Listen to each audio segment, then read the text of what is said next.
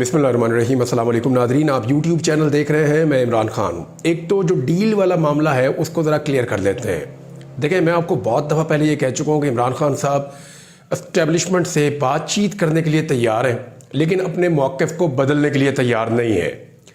ये बार बार मैं आपको कह चुका हूँ कि जो उनका बुनियादी मकसद है उससे वो पीछे नहीं हट रहे, अपना मौक़िफ़ नहीं बदलेंगे, लेकिन बातचीत करने के लिए डेमोक्रेट है, वो हर वक्त तैयार है। फवाद चौधरी ने इसको मज़ीद एक्सप्लेन किया है, लेकिन इमरान खान साहब की जो बहन उनको मिली हैं, अलीमा खान साहिबा, उन्होंने बाहर आकर इमरान खान साहब की इस हवाले से जो नई बातचीत है वो पाकिस्तान की मीडिया को बताई और बहुत सारी चीज़ें आज क्लियर कर दी।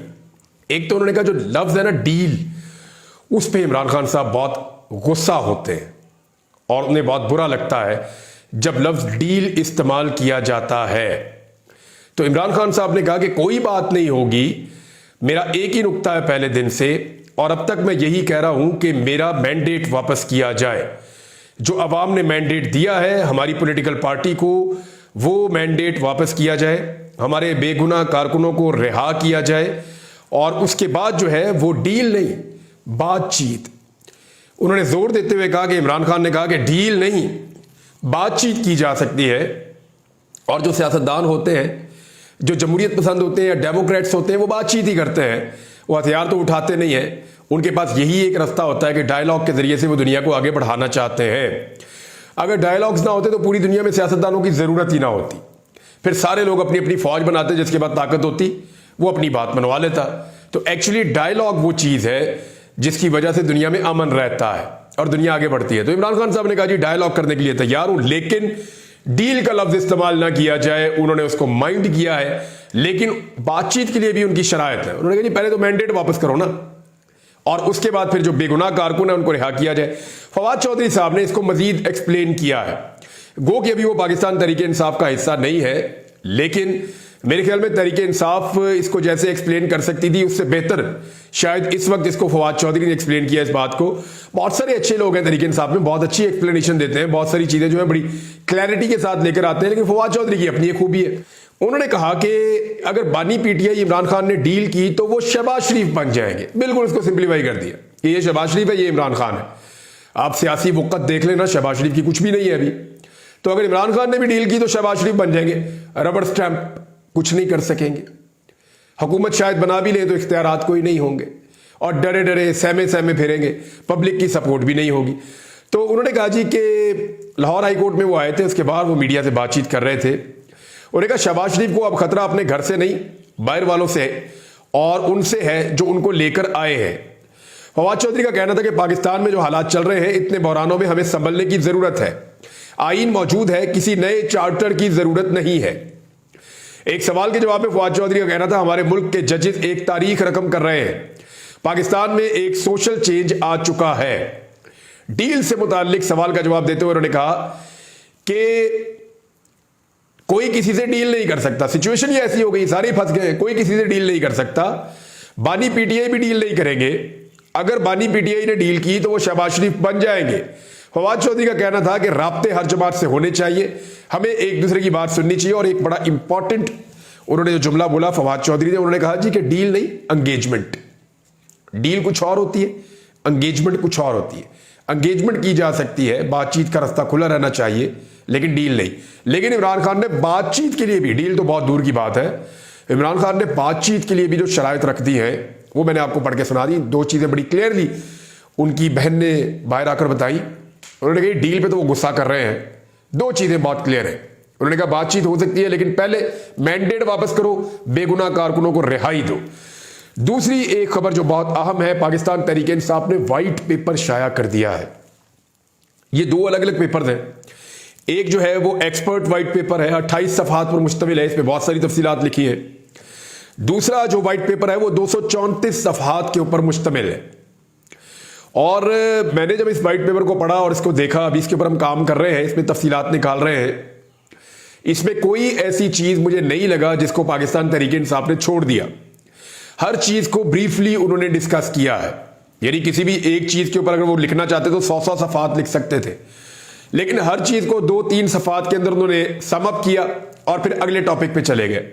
लेकिन जो कुछ पाकिस्तान तहरीक इंसाफ के साथ इन इंतखाबात को लेकर हुआ, जिस तरह इमरान खान साहब को दीवार से लगाया गया, जो कुछ उनकी पार्टी के साथ किया गया, इसके ऊपर मुझे पूरा एक अलग वीलॉग करना है कि व्हाइट पेपर एक्चुअली आपको समझ आना चाहिए और तहरीक इंसाफ कहना क्या चाहती है उस व्हाइट पेपर में बिल्कुल आसान करके मैं आपके सामने रख दूंगा।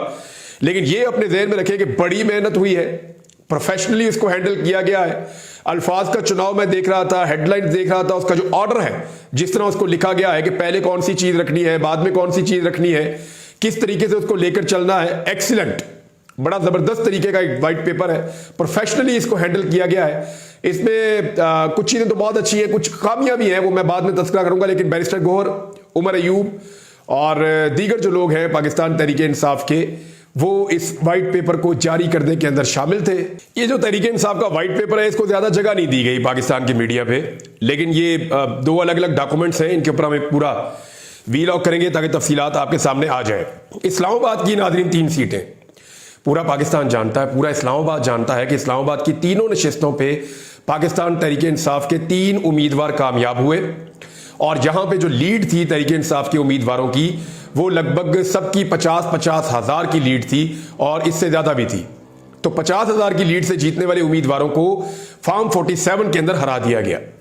अब हुआ यह है कि यह मामला गया अदालत के अंदर और अदालत ने इस मामले पे 20 तारीख को सबको नोटिस कर दिए हैं और तलब कर लिया है। देखिए, इस्लामाबाद की अगर ये 3 सीटें निकल जाती हैं और PMLN के हाथ से निकलकर पाकिस्तान तहरीक इंसाफ के हाथ में आ जाती हैं, तो इसका मतलब याद रखिएगा कि पूरे पाकिस्तान में ये रास्ता अदलिया के लिए खुल जाएगा। इस्लामाबाद हाई कोर्ट जो है जिस मोड में है और जैसे वो प्रेशर नहीं ले रहे, जिस तरीके से वो दबाव में नहीं आ रहे, तो उससे आपको अंदाजा लगाना मुश्किल नहीं होना चाहिए कि इस्लामाबाद में ये फैसला इंसाफ के मुताबिक होगा। और अगर इस्लामाबाद में इंसाफ का आगाज हो गया तो फिर इसका ट्रिकल डाउन इफेक्ट आएगा, बाकी सूबों में भी इंसाफ हो सकता है। क्योंकि तहरीक इंसाफ ने जो व्हाइट पेपर दिया ना, सिर्फ इसी को पढ़ ले कि कैसे कैसे 2 नंबरी करके किस किस अंदाज में रिजल्ट्स को तब्दील किया गया है। फॉर्म 45 में क्या किया गया, फॉर्म 47 में क्या किया गया, फिर फॉर्म 47 के मुताबिक फॉर्म 45 के अंदर जो तब्दीलियां की गई, जो ओवर राइटिंग की गई, जो 2 नंबरी की गई, वो कैसे की गई, वो सारी चीजें जो है वो तहरीक इंसाफ ने उसमें लिखी हैं।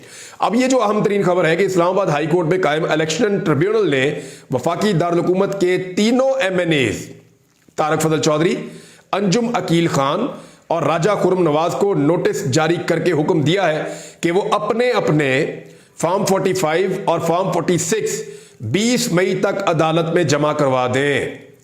अब पड़ेगी मुसीबत, यानी अब इनके पास मैक्सिमम डेज हैं 18 फॉर्म 45 और फॉर्म 46 जमा करवाने हैं। जहां गलती होगी वहां फंस जाएंगे, जिस जगह पे निशानदेही होगी अदालत वहीं पे पकड़ लेगी। ये इलेक्शन PMLN के लिए बचाना बहुत मुश्किल है। इधर बहुत बड़े मार्जिन के साथ पाकिस्तान तहरीक इंसाफ के उम्मीदवार जीते थे। दूसरी जानिब इलेक्शन कमीशन को भी अदालत ने हुक्म दिया है कि वो भी इन तीनों हलकों के फॉर्म 45 फॉर्म 46 अदालत में जमा करवाए। अब एक और चीज है, पाकिस्तान तहरीक इंसाफ के पास भी फॉर्म 45 और फॉर्म 46 है, PMLN के उम्मीदवारों के पास भी हैं, इलेक्शन कमीशन के पास भी हैं। अब जब ये तीनों अपने अपने जमा करवाएंगे तो फिर इसके बाद होगा एनालिसिस, और ये चीजें जो है वो फोरेंसिक एनालिसिस के लिए भी जा सकती हैं। फिर जब मामला सामने आएंगे तो उसके बाद इलेक्शन कमीशन को मुंह छुपाने की जगह नहीं मिलेगी। इसमें सजा भी हो सकती है और सीटें भी इधर से उधर जा सकती हैं। पाकिस्तान तहरीक इंसाफ के उम्मीदवार जो हैं वो यहां से अली बुखारी, शुएब शाहीन और आमिर मुगल, उन्होंने नताइज चैलेंज किए हैं और उनके बकौल NA 46, NA 47 और NA 48 इन तीनों हलकों के अंदर जो धांधली हुई है उसमें पाकिस्तान तहरीक इंसाफ की जीत को हार में तब्दील किया गया है। अब देखते हैं कि 20 तारीख को होता क्या है। लेकिन एक बात आप याद रखिएगा कि 3 सीटें ये और रावलपिंडी की 13 सीटें ये स्टेट में पाकिस्तान तहरीक इंसाफ जीत गई थी।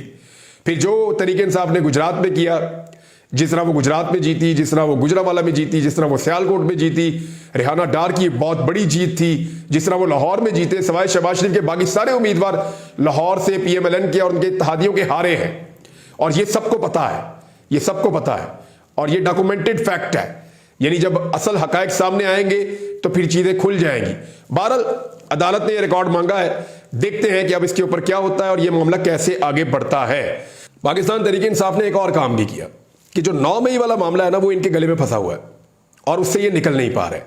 तो 9 मई वाला मामला जो है, बार बार इनको धमकी भी 9 मई की दी जाती है, सारे के सारे 9 मई को कहकर पाकिस्तान तहरीक इंसाफ को दीवार से लगाने की कोशिश करते हैं। जब उनका कारकुन निकलने लगता है तो 9 मई का वावेला करना शुरू हो जाती है पॉलिटिकल पार्टीज।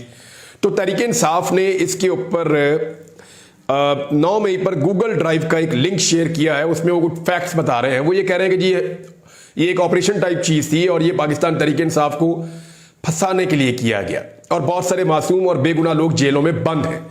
तो ये जो फैक्ट्स हैं वो 9 मई से रिलेटेड पाकिस्तान तहरीक इंसाफ ने शेयर किए हैं। शहबाज शरीफ का एक और स्टेटमेंट है जी, बड़ा इंटरेस्टिंग स्टेटमेंट है। शहबाज शरीफ ने कहा 1992 का वर्ल्ड कप भी इमरान खान ने नहीं जीता था।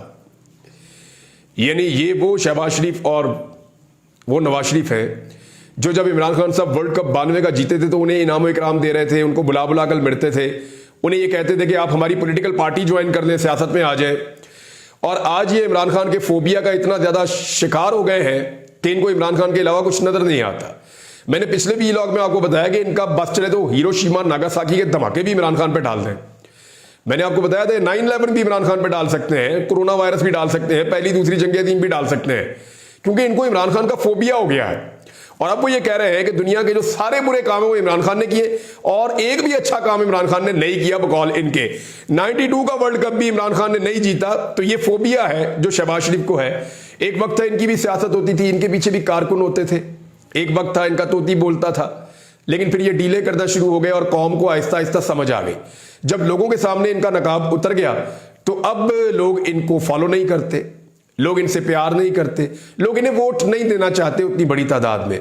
तो ऐसी सूरत हाल में जिसको लोग देना चाहते हैं वोट, ये उसको अपना दुश्मन समझते हैं और हर चीज उठाकर लाकर उसके कांधों पर फेंकते हैं। अब जो इमरान खान के बदतरीन दुश्मन भी मानते थे कि 1992 का वर्ल्ड कप इमरान खान की एक बहुत बड़ी कामयाबी है, शहबाज शरीफ साहब उसमें भी कह रहे हैं कि वो भी इमरान खान ने नहीं जीता। फजलुर रहमान साहब का कराची का जलसा हो या वो एक मार्च का ऐलान करें, लॉन्ग मार्च के ऐलान पे राणा सनाउल्लाह साहब कह रहे हैं कि उनको फ्री हैंड देंगे, कोई उनके ऊपर सख्ती नहीं होगी। कराची के अंदर जो है वो बाकायदा एक रूट का प्लान दिया गया है कि फलां फलां सड़कों से आपने नहीं जाना, वहां फजलुर रहमान साहब की जमात जो है वो जलसा कर रही है। एक तरफ रूट दे रहे हैं, दूसरी तरफ कह रहे हैं जी हम तो जलसे की इजाजत ही नहीं दी। यानी पाकिस्तान तहरीक इंसाफ जिस शहर में जलसा करने लगे, दफा 144 का निफाज, फौरी तौर पर गिरफ्तारियां, फौरी तौर पर छापे, रस्ते बंद, कारकुनों पर तशद्दुद, बदतरीन मुजाहरे, लॉ इन्फोर्समेंट एजेंसीज का बेदरेग इस्तेमाल, ये सारा कुछ किया जाता है दहशतगर्दी के मुकदमात समेत पाकिस्तान तहरीक इंसाफ के खिलाफ। लेकिन फजलुर रहमान भी धांधली की बात कर रहे हैं, तहरीक इंसाफ भी धांधली की बात कर रही है। तो तहरीक इंसाफ बात करे तो रिएक्शन कैसा होता है वो आपने देख लिया, फजलुर रहमान बात करें तो रिएक्शन कैसा होता है वो आप देख ले। तो इसीलिए मैं आपको ये कहता हूं कि रवायती पॉलिटिकल पार्टीज के लिए फजलुर रहमान एक्सेप्टेबल है, फजलुर रहमान काबिल कबूल है। उसकी वजह यह है कि वो लोग ये जानते हैं कि फजलुर रहमान साहब स्टेटस को का हिस्सा है। फजलुर रहमान साहब नाराज जरूर है, उनको सीटें नहीं मिली या जिस डील के तहत हमें लाया गया है फजलुर रहमान उस डील के अंदर शामिल नहीं है, या उन्हें वो मार्जिन नहीं दिया गया जो हमें दिया गया, जैसे हमें जिताया गया वैसे फजलुर रहमान को नहीं जिताया गया। तो ये शिकवे उनके जायज हैं, लेकिन एक्चुअली फजलुर रहमान साहब स्टेटस को का हिस्सा है, ये वो सारे जानते हैं। तो इसीलिए आप देखें, चाहे वो पंजाब में एक्टिविटी करें, चाहे वो सिंध में करें, चाहे वो खैबर पख्तूनख्वा में करें, खैबर पख्तूनख्वा में पीटीआई की हुकूमत है, वो तो खुद एहतजाज की इजाजतें मांगते फिर रहे हर जगह पे, तो वो तो दे देते हैं इजाजत।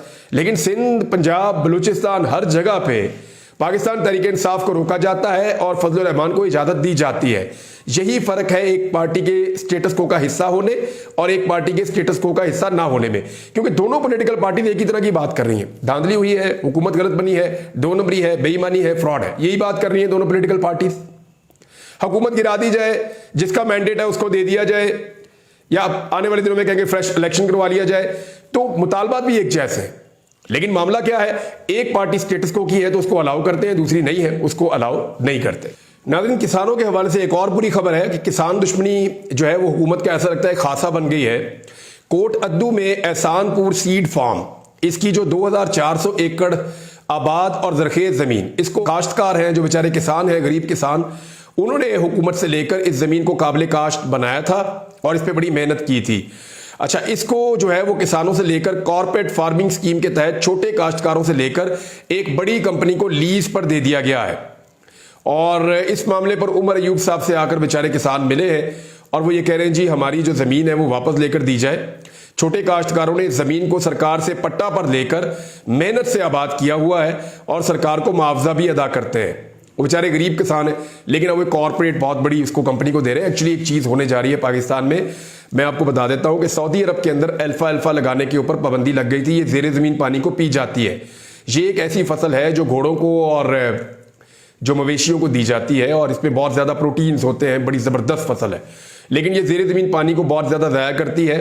सऊदी अरब में और गल्फ में इस पर पाबंदी लग गई। फिर इन्होंने अमेरिका से मुआहदा किया, कुछ और मुल्कों में इन्होंने कोशिश की तो उन मुल्कों ने इनको इजाज़त नहीं दी। अब पाकिस्तान के अंदर कुछ ऐसी कंपनीज हैं जो इस किस्म की फसलें लगाकर ये अल्फा और इस तरह की जो अजनास हैं इनको लगाने के बाद इनको ड्राई करके और इनको पैक करके गल्फ ममालिक के अंदर भेज रही हैं। इससे पाकिस्तान के अंदर जो ज़ेरे ज़मीन पानी की सूरत हाल है वो ख़राब हो रही है। तो मुझे लगता है कि शायद ये उसी का एक हिस्सा है। बहरहाल देखते हैं, अब तक के लिए इतने, अपना ख्याल रखिएगा, अपने चैनल का भी। अल्लाह हाफ़िज़।